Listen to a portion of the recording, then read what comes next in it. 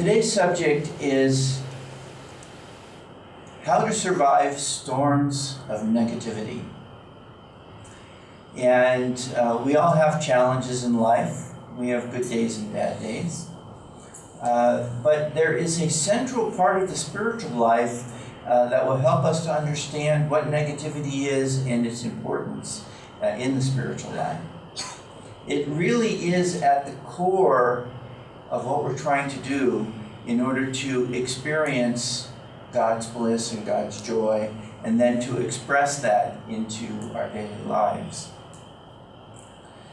The way that the creation is made is under the basic principle of duality, that everything in life has a positive and a negative.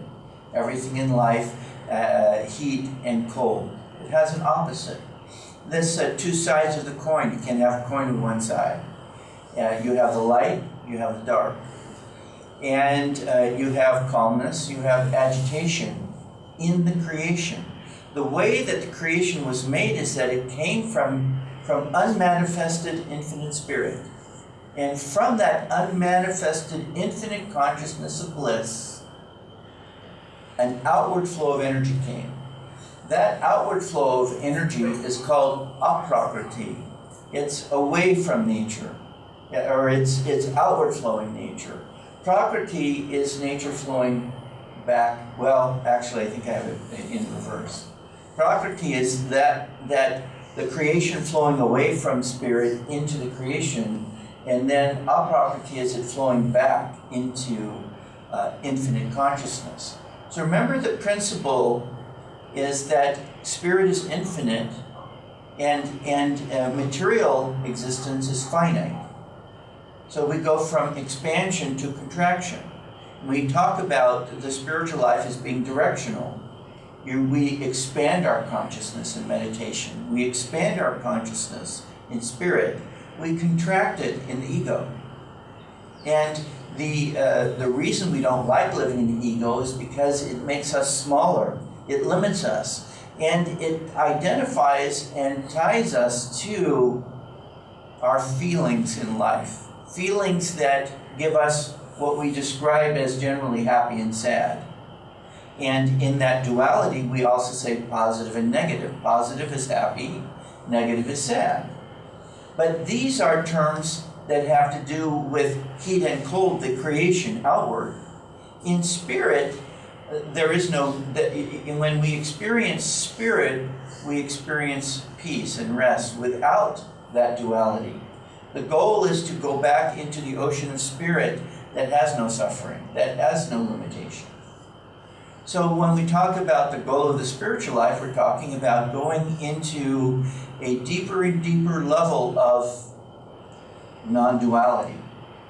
And that non-duality, Satchidanandam, or the 8 attributes of spirit, the light, the power, sound, love, joy, peace, calmness, these attributes of spirit are one. So when we are feeling true happiness, not temporary up of excitement, we're connecting to spirit, to bliss. These two flows, this outward flow, we say this is the negative flow, because this negative flow takes us away from spirit, away from bliss. And the positive flow comes back to bliss. It's flowing back towards God. So these are really the rivers of life. The scientists are trying to figure out the creation and the Big Bang and all of these outward understandings about, they think they can explain it outwardly. But Yoganandaji explained that scientists are never going to isolate that which is beyond duality unless they experience it directly inside themselves. They're never going to capture it in a test tube.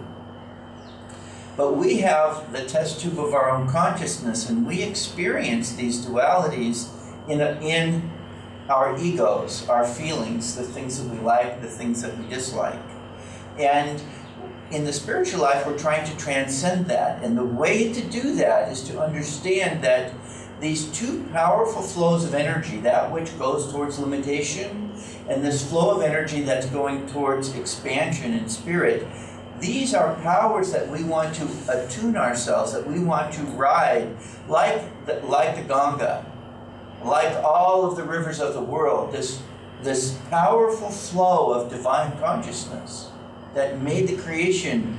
So we talk about, in Christianity, we talk about Christ consciousness. In India, we talk about Kutusta Chaitanya. This is the consciousness of spirit that is in the creation but untouched by it. But one of the things that we don't realize about it is that it's intelligent. That the consciousness of spirit is intelligent. These two flows of energy, the positive and the negative, are intelligent. When we pray, when we send the healing blessings to others, we send the energy, but we don't have to really tell the energy what to do. It knows what to do. It creates a healing presence. In the center of all life is truth. And when you energize truth, truth knows what to do. And you find that when you are most in tune with your higher self, then somehow you do the right thing. Somehow you know what the right thing is to do. And the times that we doubt are the times when we don't feel that, when we don't feel like, I don't know what to do. And then we think we can use the mind to figure that out. The key is to attune ourselves to the divine flow that's connected to expansion, connected to spirit in the deepest way. Because you could say that spirit is limitation as well. Spirit has made the creation, but is always also is the creation. But spirit in the creation is a limited expression. And the result of limited expression is the emotions of human experience, ups and downs, pleasure and pain. So when life is flowing out towards liberation, there is a power that in that consciousness. In the East we call that Satan, the devil, evil. Evil is consciously acting against spirit, consciously acting for limitation. And that leads to suffering. That's why it's bad. When we hurt others, we experience suffering. And then we share that suffering, we spread suffering. This leads to suffering. That's why it's bad. Because the creation's good. God wants to play in the creation. But if you get stuck in that negative consciousness, then you experience more suffering. And the very association with negative consciousness is a power to expand limitation and suffering. So we should understand that, remember that all thoughts are universally rooted. This is Yoganandaji said. That means that our positive thoughts come from positive universal potential, and our negative thoughts come from positive universal potential. So when we have positive thoughts, we're more connected to spirit. And when we have negative thoughts, we're more connected to limitation, to the ego. So this basis, this understanding about the energy flowing towards spirit, Kriyanandaji, after so many years of sharing the teachings, and in so many specific ways, he, towards the end of his life, he said he boiled it all right down to a simple statement. We have two choices in life: go towards God or away from God. That's it. Those are the choices. God is positivity. Ego and limitation is negativity. That's away from God, away from the central reality of our existence. This is This is the battle of Kurukshetra, the light and the dark. So we get caught up in the specifics sometimes. We think the door, the window, the lighting, but it's all construction. Underneath all of the variety of life, it's all the same. It's expressing this outward flowing nature, the inward flowing nature. Away from God, towards God. So negativity is anything connected to that which goes away from God. When we go away from God, we suffer. And we live in the emotional reaction to life instead of what we call our center. And one of the great values of meditation is you begin to experience living in your center, not in your emotional periphery. So sometimes we talk about positivity. You meet people who they're positive, but they're positive they're so excited about everything that very excitement is a kind of restlessness, which is a form of limitation and negativity. My son experienced this. He's just a very positive fellow. And he went on a trekking up in the mountains with a group of people. And some of those people were not experienced trekkers. So it was hard. I mean, they were exhausted, and it was cold, and there was snow and mud and rain, and the sleeping conditions were rough. And so when they woke up in the morning, most of them were like, "Rrr." But he woke up in the morning and was, "Hey, what a great day!" And they just took one look at that exuberance and said, "Get away from me. Get away from me." They couldn't stand that exuberance. And you'll see that people who live in negativity are offended by the very presence of positivity. It's kind of like an insult to them. And you meet people who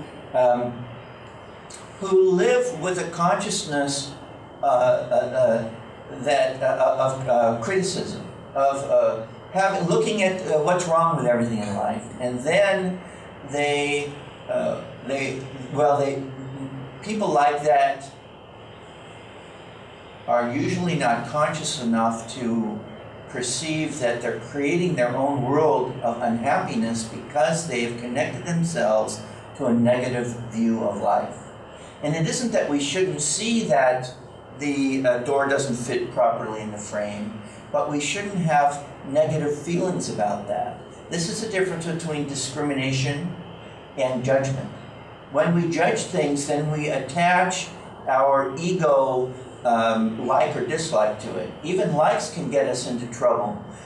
If you like something too much, it can pull you away from your center. Anything that pulls you away from your center can become something negative. And so even when we see with discrimination that something is wrong, if we allow ourselves to feel anger or separateness from it, our reaction to every life experience should be expansion, love, caring. So if somebody is yelling at you, how do you normally feel? You go like this, and you want, or you defend yourself. You're going to yell at me, I'm going to yell at you.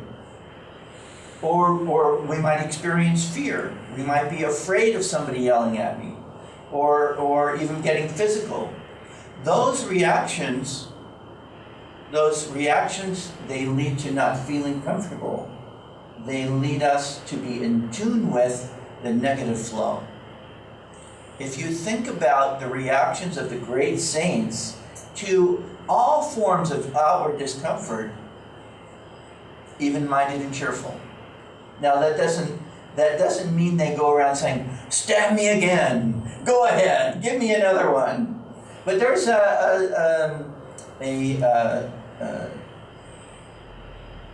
Saint Therese of Lisieux. She said that she would be happy to go to hell. Huh? He says, oh, because then I could prove that you can love God even in hell. To be so caught up in your love of God, that positive flow of energy, that the very worst thing in life can be turned into an opportunity to feel closer to God rather than further from God. Our tendency when we reject that in life which we don't like is to have rejection consciousness. And rejection consciousness is negative. It separates us from peace. And so what we want to do is be in peace when we experience everything. And experience everything with peace, and then in that peace express whatever positive inspirations we have, and then otherwise practice the there must be the same saying in India. In America, it's if you can't say something nice, don't say anything at all. and this is a basic truism, because if we say something not nice, we have stepped into our own negativity, that we're criticizing others being negative, being wrong, being improper in some way. So the thing about negativity is that it can be very sneaky, and the storms of negativity in life, they come from the outside, but they also come from the inside, and sometimes they can be very sneaky. We don't realize it. Some of you may have heard me tell this story before, but it's very much on point to this. In the spiritual life, we're trained in swadhyaya, self-study, to pay attention to what's going on in there. But because we don't grow up doing that, we're not in the practice of doing it all the time. So sometimes things are going on in there and we don't notice them right away. So I used to, in America, in different places that I lived, we had a lawn, the green lawn, and so it needed to be mowed. And there's a problem. Sorry, somebody has parked their car in the Ford 9775 would be 16 something. Somebody's car is blocking somebody. Okay.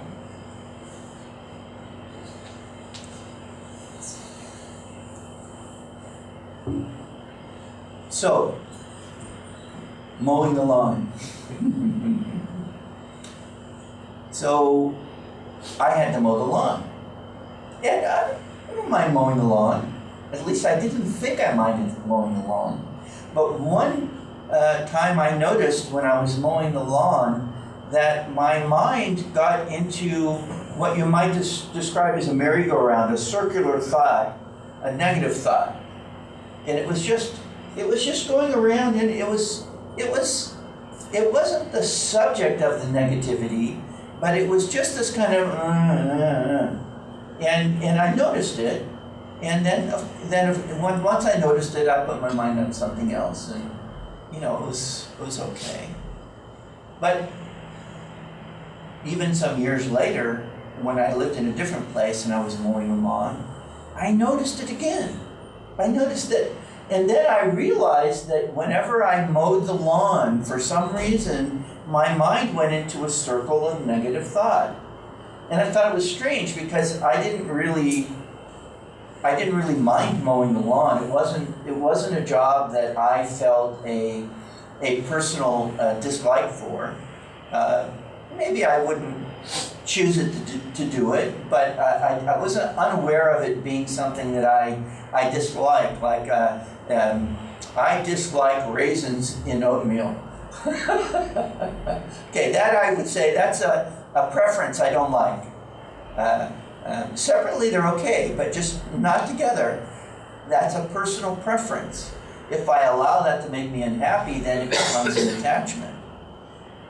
But so I could have said, well, mowing the lawn, I didn't have a conscious sense of I didn't like it. And yet for some reason when I was doing it, my mind got into a negative spiral. And the point I want to make is that in this case it was something that I didn't realize I was doing. I didn't realize that there was something about this environment. Maybe it was, a past life thing, or I just don't even know really what it is. But I do know that it tried to happen. So now, I don't mow lawns very often, but once I realized it, I knew that to pay attention to it and then to act on it. If I started to see it happening, then I could change my flow of consciousness, which I'll talk a little bit more about in a few minutes. The first thing to notice that we need to do in anything that needs improving in life is to notice that it needs to be improved. And to notice that it needs to be improved, you have to be aware of it. So being more aware of our inner consciousness, our inner positive or negative stream of thought, stream of feeling, and when I say feeling in this sense, I mean emotional feelings, but most importantly, we're trying to connect to spirit feelings, the positive flow, the flow of positive consciousness, which means calmness, peace, bliss. So we have to pay attention to that. And then as we begin to use this as a barometer, and let's face it, you can't use it as a barometer unless you feel it to some degree. And that's why meditation is so important. To create a strong positive meditation practice gives you a greater sense of center, a greater sense of peace. And from that place, then you can see how you're affected by all of your life circumstances. And that place of peace is also a place of strength. This inner connectedness gives you the power. Remember, one of the attributes of spirit is power. The power to be freed from reacting negatively to any life circumstance. Remember, all life experiences are neutral. They in themselves are not positive and negative. Even dying in a car crash is not a negative unless you make it a negative. You become attached, and then you become, even in the astral body, you haunt the area of the accident because you won't let go of the experience. This is what causes souls to, like ghosts, astral beings, to be stuck in a place because they're so attached to rejecting moving on. And they're attached to that circumstance, and then they get stuck in it. It's a whirlpool. It's a merry-go-round, a carousel. It goes round and round and round, and you can't get off. Mental illness is like this. People get one facet of that can happen to people, and this is caused by a negative energy of vritti, a negative energy that becomes so powerful that people can't get out of it by themselves. And in the end, this is the circumstance that we're all in. We have all of these vrittis, all of these attachments to outward life, and that we can't get out of ourselves without the help of the Guru. And this is one of the most powerful solutions to surviving any negativity is attunement to the Guru. This is our strongest, making that relationship and then building on it and growing on it and trusting it. And that your center, because remember, who is the Guru? God is the Guru. So basically the Guru is the face of God for you, the channel through which you connect to God, but it's one infinite spirit. So it's attunement, and what does the Guru represent? That positive flow that flows back towards expansion, peace, love, and bliss. So first we have to be aware that our minds have had a negative reaction to some life circumstance.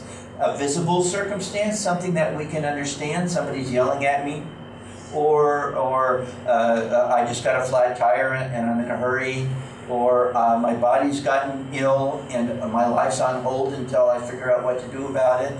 All of these potentially negative, they're not negative unless we make them negative, But our reaction, we have to recognize our reaction to life and the thoughts that go. You're just walking down the street one day, and what's going on in there? What's going on inside your mind? Are they positive thoughts or are they negative thoughts? Like when I was mowing the lawn, I started to have these negative thoughts. And, it's possible to have in life a reaction which is strong and stands against things, but is not negative. The classic story that we tell about this is Jesus, when he drove the money changers out of the temple. We call this righteous indignation. And the thing that makes it righteous is that it's calm, even though it's powerful.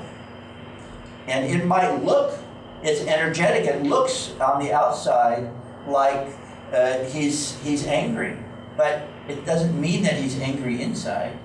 Isn't this what Krishna is telling Arjuna, that you have to fight?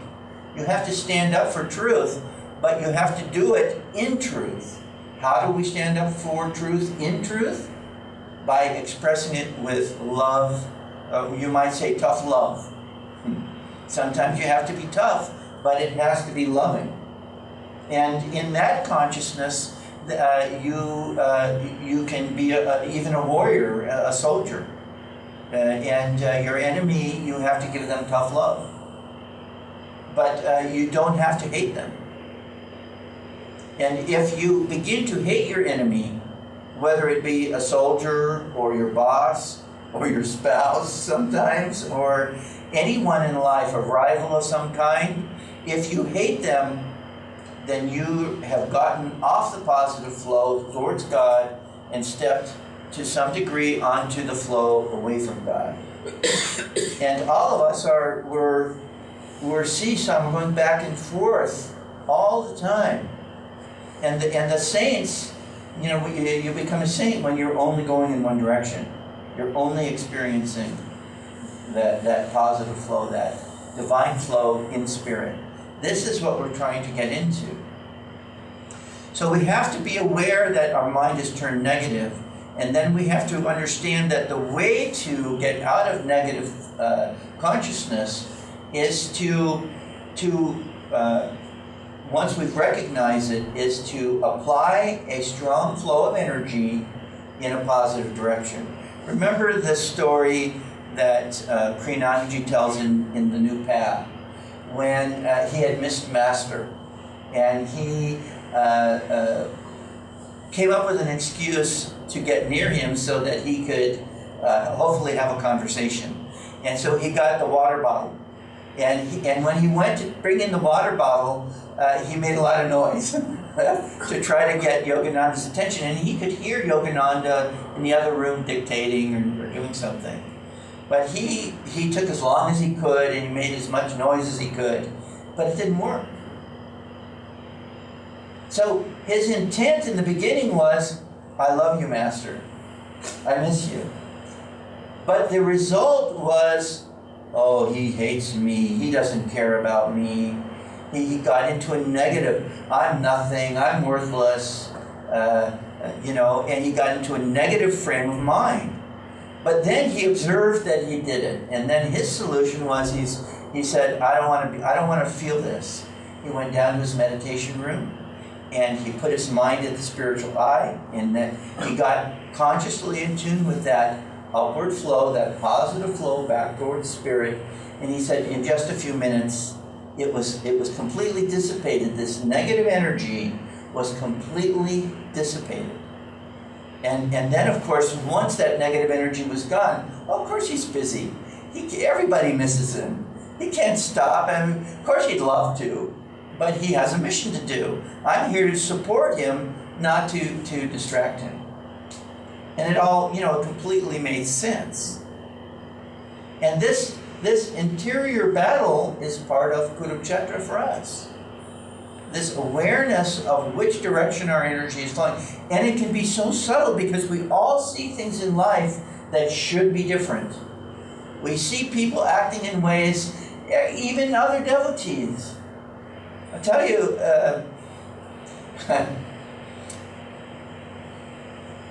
people think sometimes that when you go to live in the ashram, it's all going to be, what we say, peaches and cream. It's all going to be sweet strawberries, never a sour strawberry. But the fact is that everybody in the ashram, well, almost everybody in the ashram, if not everybody, is seeking to become inwardly perfect. We're all seeking to become fully immersed in that flow towards spirit. But we're each in a different, as Sri Teshwar said, those who are too good for this world are adorning another one. So even the masters don't think they're too good for this world. The masters, they live without any attachment, and yet their personalities still have, you might say, good days and bad days on the outside. So masters don't always agree with everything. If you're in this world, there's going to be ups and downs. Master was one with infinite spirit, so you would think that his life was a cakewalk. But it wasn't. He had all kinds of obstacles. Look at Kriyanandaji's life. As I never have met a more loving person. In my life, I've never been associated with anybody on any kind of ongoing basis that was more loving. And yet there are people who hated Kriyananda. There are people who hated Master. There are people who hated Jesus.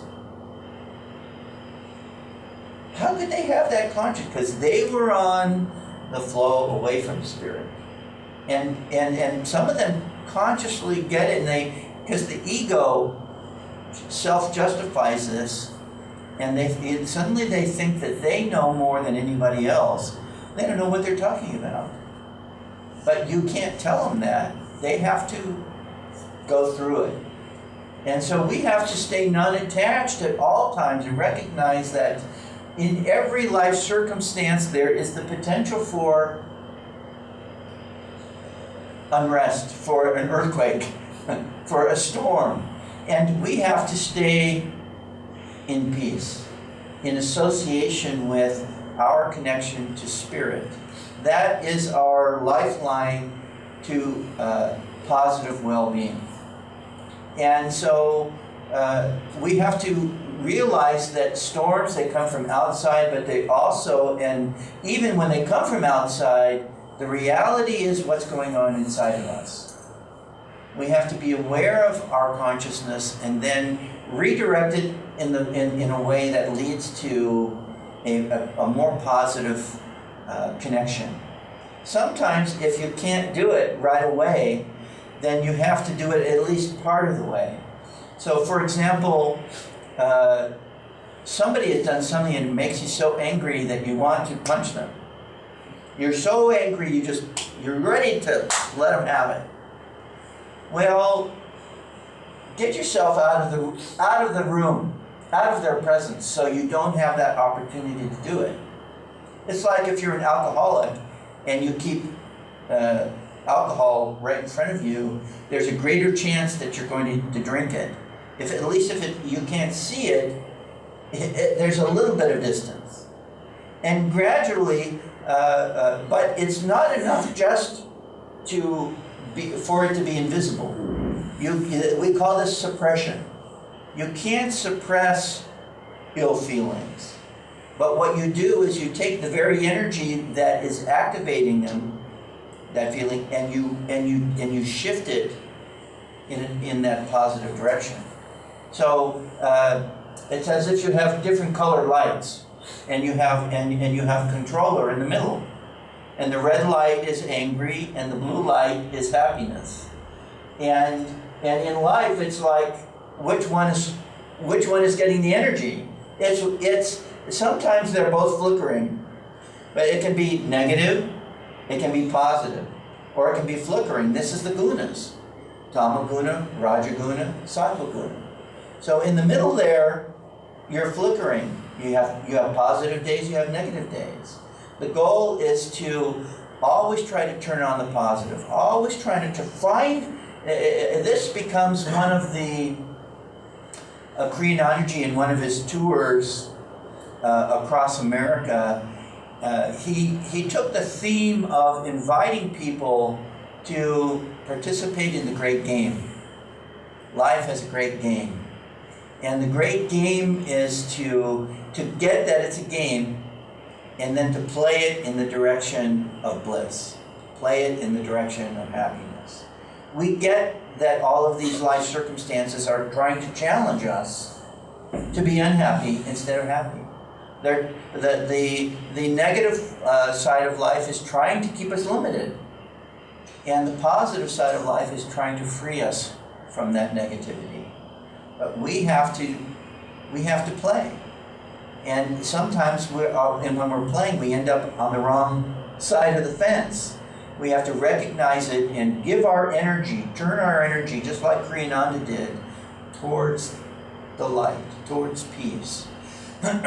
This is the way to deal with the storms of negativity in life, is to redirect our energy and be in that positive flow. When you feel God's presence in your heart, you simply can't feel negativity.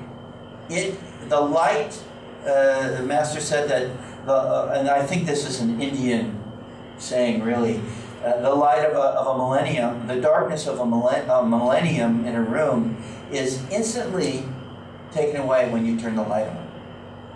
When negativity cannot exist inside you if you turn on the light of spirit, of positive consciousness. Then it simply can't, the world can explode. You don't have to feel bad about it.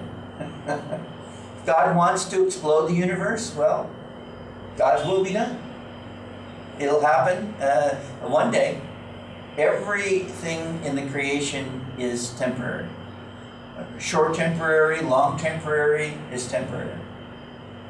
And the recognition that we as souls are not bound to the creation. As expressions of spirit, we are spirit. We do not rely on the creation for our experience of well-being and bliss. Our reality is beyond the creation.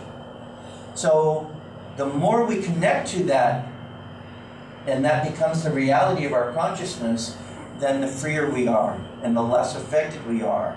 So we become stronger, therefore we're less affected. We become more conscious, therefore we can catch these things more quickly, and so that they don't become bigger than they need to be. And then we just have to pay attention, be conscious, live consciously. Be aware of where the mind is going. And of course, the easiest thing to do is just make a habit of whenever you don't need to turn your mind to other things, turn it towards God. Sing one of the chants, repeat a mantra, think of the Guru, see spirit alive under everything in nature. Be with God, be the friends with God, be always in that relationship. And begin to feel that God is living through you. And then when you see your ego squeezing the God bliss out of you, then I see what's trying to happen. And then you can laugh at yourself. Okay, you caught me, but it'll be harder to catch me next time. You see, that's one of the ways we play. And then eventually, no matter what it looks like on the outside, in the heart, you're free. And then even though you recognize the people who are connecting to the positive, you see people connecting to the negative, you don't have to be negative about the negative. Because then when you become negative about the negative, you join it. That's the trick. We don't realize that we just jumped into the boat with them. The very thing that we're standing against, we've just jumped in and joined it. So it's simple. Turn towards God, turn away from God. And all of the practices of the spiritual life are for turning towards God. And all of the things that try to engage us outwardly and to commit us to ill feelings, these are all that flow away from spirit. These represent negativity in life. And we want to be free from that. So go to that, I'll call it the bomb shelter in your heart, in your spirit, in your center, and live in the bomb shelter. Be completely safe from even nuclear negativities. And then when you come out, you carry the shelter with you. But then, they have the bomb shelters or the bunkers. They have a place where you can look out and do stuff. And the thing is that you see that the saints, they live completely free from any fear of injury, be it mental, physical, or spiritual. This is what we want. We want to live in this way, freed from all fears, freed from all limitations, living in the center of the storm, it's calm. In the center of the storm of life, it's blissful. This is where we want to live. This is the solution to all storms. Live in your center, live in spirit. Namaste. 1 minute. Just one little thought. You just said that join negative, something like that. Suppose there is someone in your family or in your neighborhood or in your workplace and he's so negative but you can't avoid that person. So then how to deal with it? But you have to live with it, with him or her. Well, you just answered your own question. You have to live with it. You have to live with, whether it be your, right in your face or in your world, we have to live with it. So get over it. And the whole key is to be, when you feel really good inside, nobody can touch your well-being. The only time we are affected by other people's negativity is when we're not feeling strong inside. That's we don't have the inner strength to feel peace in spite of their unhappiness. If, for example, a little child comes and is complaining to you, it's more likely that you won't be bothered because this is just a little child having a little tantrum. I mean, maybe you don't like the sound, the volume, but you recognize, it's just a kid. I'm not really that bothered by that. Look at these other people as children. Recognize that when people are living in negativity, they're living as children. I don't mean childlike, I mean childish. I mean that they're living in their egos and selfishly, because they're trying to impose ill feelings on somebody else. So when we see this in life, we have to recognize that we don't need to be affected by it. So I like this illustration. So if you're a newborn baby with the soft skin, and a mosquito bites the baby, you'll see a large welt, a large reaction. But if a mosquito tries to sting the elephant, a tough skin, and the elephant doesn't even know the mosquito's there. It's just so strong and unaffected. This is the solution. Be so strong in yourself that you're simply unaffected by their disharmony. Now, you said that you had to be with them. I would question that. Sometimes that's true, but it's not always true. Rajarsi Janakananda was married. His wife was quite negative. He didn't spend a lot of time with her. I'm sorry, but there is a time and a place to recognize that just because someone's born into your physical family doesn't mean that you're responsible for supporting them in negativity. So, I've met numerous parents who have talked about how, I love my family, but when I take my child to the family home and all they do is watch TV and gossip and there's no positive energy there, they don't even react or interact with the grandchild, but they want them there every Sunday. So they're basically saying, I feel this responsibility to my family, but I don't feel uplifted in that environment, and I have this tug of war. Well, the reality is that you have to decide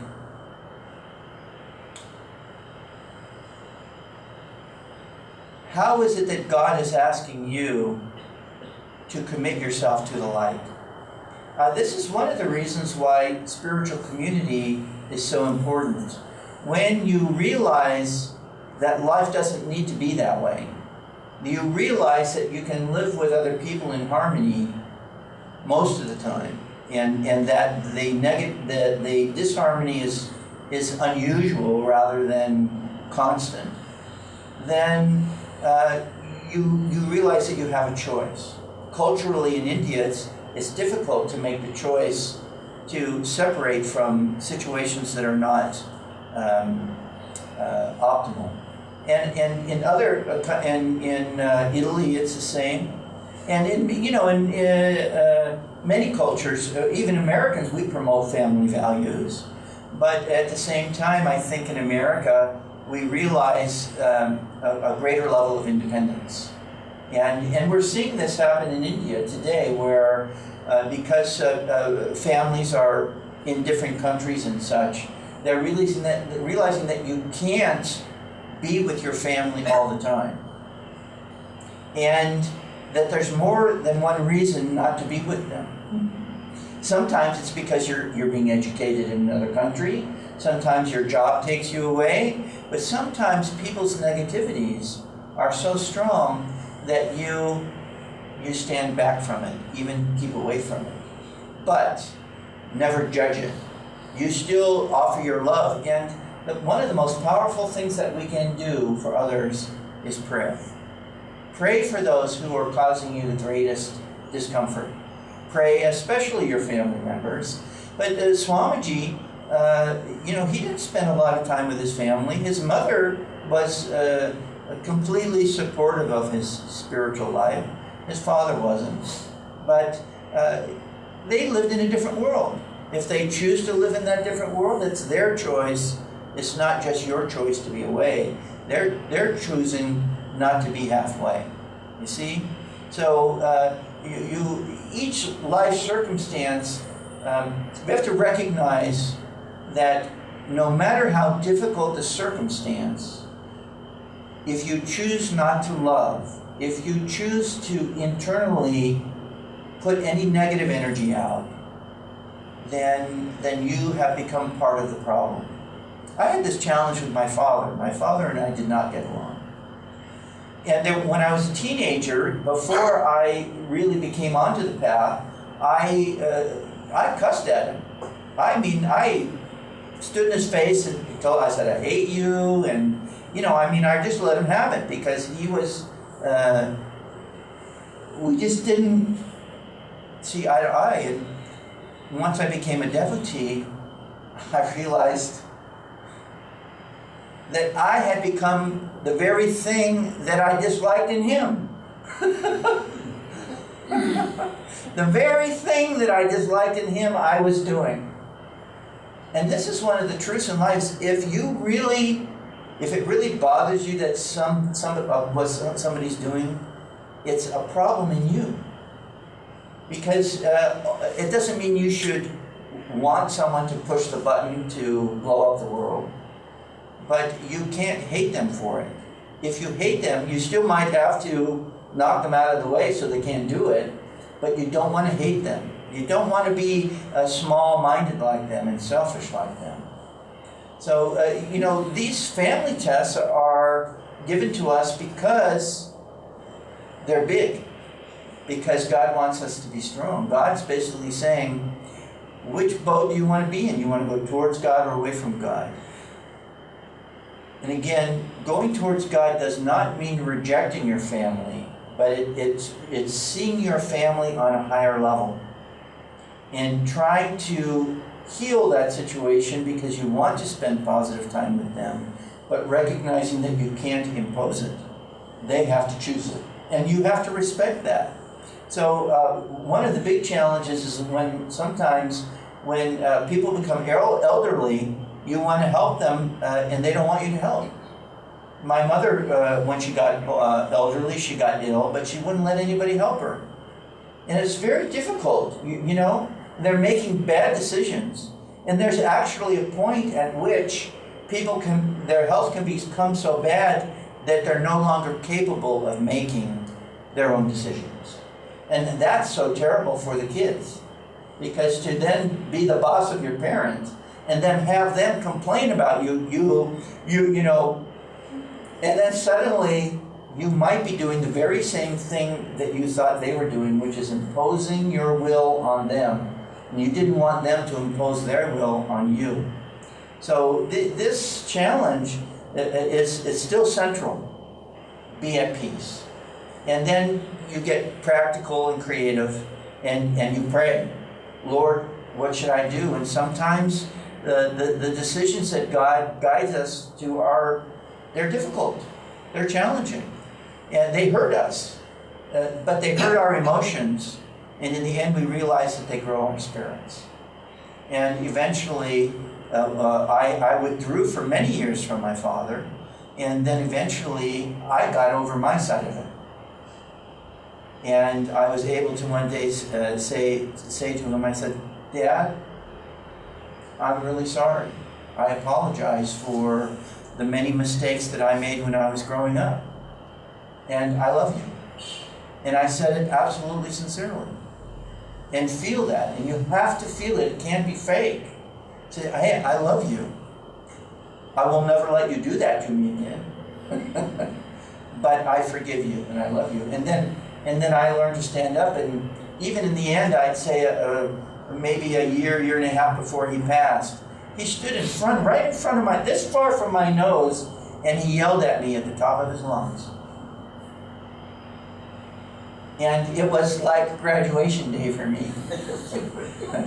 It was the ultimate. I mean, this battle that I'd had my whole life with my father, and it was just like an aura of well-being. I just went in. I had to control the smile. Because I knew if I smiled, that would maybe he'd have a heart attack. I don't know. Because he was already pretty excited, you know. So he's going like this, and I just... This is, to me, really, you know, this is what I say in every situation. Just be at peace. Let the wind blow. Oh. And then what I do now is when it's somebody who I know who can handle it, and I start to feel like they're tipping in the direction of a little negative swirl, I just go, Om Shanti. And they know it's a friendly reminder that the water's boiling. Om Shanti. Say it to yourself. Om Shanti. The thing is once you feel that the power to live this way, you'll ask yourself, why did I think that this was such a problem? It's not. If they choose to separate themselves from you by their negativity, then it's unfortunate. But when the disciple went to Master and said, I'm going to another path, he didn't yell at the disciple. He didn't complain about it. He didn't reject the disciple. He honored the disciple. He says, oh, namaste. But he also said, I withdraw my ray. He didn't withdraw his love, but he withdrew his responsibility for caring as the guru, as the guide. And this we have to recognize. If your child turns away from you and wanders off to who knows where, you have to let them. You have to let them. So, of course, this is a great challenge when we have negative people around us, but I just say, look, God has put you there. This is a gift. If you can figure out how to deal with it, and it makes you feel this, then it was a gift. And this is our choice. If we let it injure us, if we let it bring us to discomfort, then we're the losers. And the more bliss we have, then in the end it blesses them, even if they don't realize it. So I know that my father's life was improved because of my discipleship. And I offer that to him as an expression of my love for him. And what he does with that, that's up to him. Because I won't impose my will on him, just the way I didn't want him to impose on me.